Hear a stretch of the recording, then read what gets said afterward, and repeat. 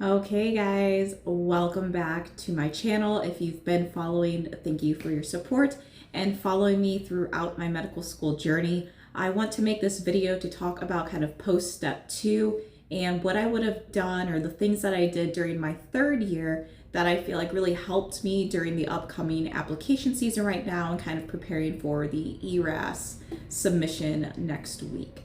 So let's start off with first third year things. So now that I am a fourth year, I'm well into my rotations now, there's some things that I feel like I really got a good grip on ahead of the game that made the ERAS season and all of the information releasing just go a lot more seamlessly. So my recommendation for third years is really starting, I would say, early spring, kind of around January, February. These are the times when I started researching programs. And I opened up an Excel sheet, and what I did was I made certain columns. So my first one would be the program, the specialty, if you're dual applying, kind of that program's email is listed on Residency Explorer, and then how competitive of an applicant that I felt, or kind of just marking an asterisk or color coding it, that this was a top program choice for me. And I would kind of pick out 5 top programs and just update the Excel sheet as I felt needed. Did I feel the need to maybe send a letter of interest to the program? Was this something that I was willing to do a sub-I or an addition rotation at? Just kind of getting those fields filled in so you can start really looking at your programs as a whole and how many that you're looking to apply to. So you're kind of set up and you already have that briefing going into your fourth year and ERAS season. The second and third thing that I did is by March, I already had my headshot done, so that was out of the way. So that's something quick, simple to go ahead and get out of the way. And then the third thing that I went ahead and did was March, I was already working on my personal statement. So this gave me enough time to make my own draft, read it, maybe have some peers read it. And then if you have a person within your school or maybe in your undergrad or graduate programs that were very good in the English field and the grammar field, go ahead and have them proofread it. I had a very good connection in person that was an English professor that was recommended to me, and what she did was she went through 3, 4, sometimes even 5 different drafts to continuously re-edit, and that process took about a month or 2 months, just kind of, depending on both of our schedules. So that's something that I would definitely say is very, very important to get out of the way, in addition to while you're working on your CV resume, because when you're going to request a letter of recommendation and just getting prepared for ERAS season, when you're asking someone, it is so much better when you're coming forward, even if it's just a really good draft, to say, here's my CV, here's my personal statement, and here's my letter of recommendation request for you, so that your attendings have kind of that briefing and just a very good insight of to why you're applying and kind of your background in that field. So those, I think, are the things that I can recommend that third years do to really just set you up really nicely and have a little bit less stress just kind of off your shoulders going into fourth year. The last recommendation is my schedule for step 2, which I'll kind of transition into now, was very, very hectic. I am post step 2. I passed step 2 with, I feel like, a competitive score for what I am applying, and I'll have more details on that kind of after ERAS season happens and more of going towards match. But what I will say is, I was running rotations up until end of July.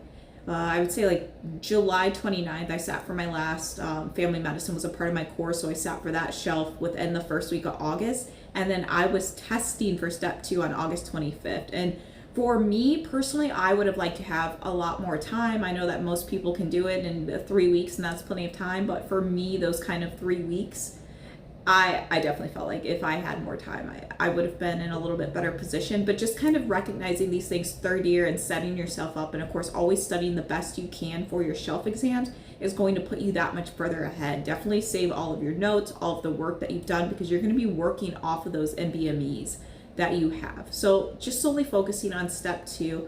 I do actually have a free PDF for the schedule that I used and went by.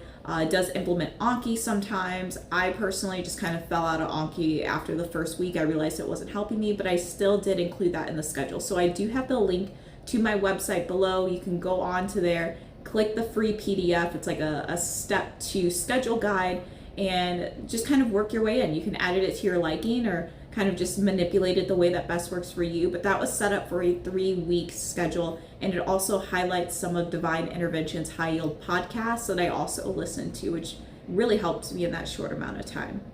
So if you're on that time schedule, I highly recommend looking at that. And I also have a PDF file, and again, it is just my running notes of step 2. So if it's helpful and you find it useful for you, that's really awesome. That is available on my website too. But again, it is not a completely comprehensive list. It is just reoccurring topics of my personal choice that I kept getting wrong, and I fit into that list. So that's something very, very good to just kind of continue to look over too. Sometimes somebody else's point of view ends up helping you a little bit more. So I know that that was definitely the case for me during step 2 on some of the things I needed to review.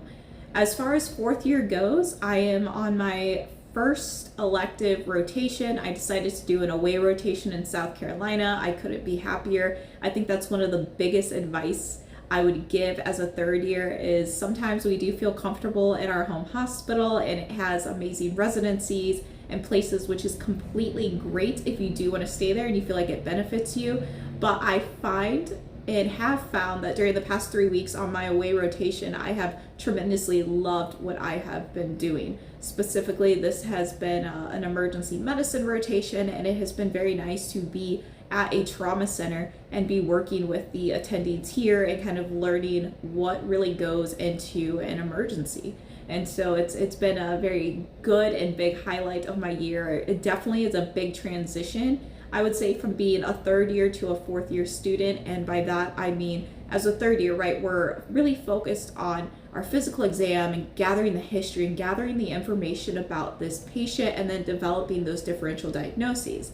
But as a 4th year, what I have noticed here, and I really appreciate because it is prepping me well for residency, is okay, now that you have your information and your differentials, what are the next best steps? What tests are we going to run?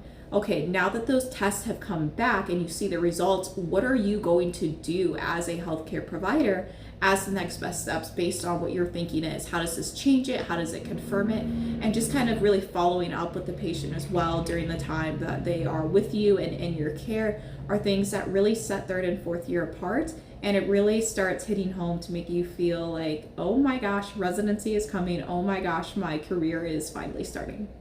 So those are just some quick tips to drop for right now. I am going to try to get a little bit more video right now. I've just been really decompressing and relaxing and preparing for ERAS season after step 2. It's been a whirlwind. 3rd year is always tough on us all, but any advice and things that I think of, I always try to make a video of it just to keep you guys up to date throughout the year. So I will have more kind of how ERAS season's going. I won't get too into detail until really after the match and see how that goes, just to keep things a little bit confidential during interview season. But I'll be excited to update you guys, tell you where I'm going, where I match. But as always, leave your questions and comments in below, and I will talk to you guys soon. Best of luck to, again, everyone starting medical school, currently in it. Keep grinding it out. It is a marathon and not a sprint. Good luck, guys, and I'll catch you next time.